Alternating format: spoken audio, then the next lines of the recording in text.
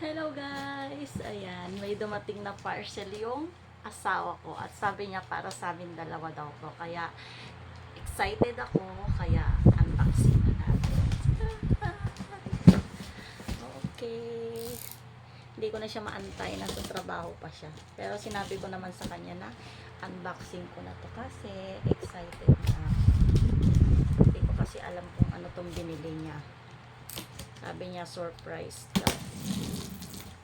Tcharan! Oh. Yung asawa ko talaga guys ang mahilig magbibili ng mga para sa amin dalawa. Mas babae pa siya kaysa sa akin. At nakikita niyo naman siguro sa mga picture namin, mahilig siya sa mga couples. Ayan. Dalawa siya. So, malamang couple shoes to. Tcharan! Tingnan natin kung anong itsura. Kaya sa akin. Yan. Mas maliit yung box nito. Kaya malamang ito yung para sa akin. Ito na lang yung unahin ko. Excited.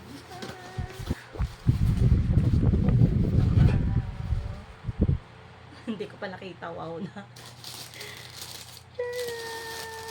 Ayan. New shoes. Wow. Ayan. Ganda siya guys. Magaan lang. Yan ito yung mga gusto kong shoes. Magaan. At sana magkasya. Kasi sabi niya, tiningnan lang niya yung size ng sapatos ko na last na binili niya. Ayan. Mukha naman siyang kasya guys. Kasi maliit lang yung paa ko. Siyempre, nakita ko na yung sa akin. Siyempre, hindi pwedeng hindi ko bubuksan yung sa kanya. Para makita niyo rin. Tcharan! Ayan. Oh! Siyempre, couple nga kaya parehas. Pero, magkaiba lang siya ng kulay. Ito yung sa kanya. Yung sa akin ay violet. Ang sa kanya naman ay kulay green. Parang mas gusto ko yung kanya guys. Gusto ko na kulay green. Tingnan natin. Tcharan! O diba guys?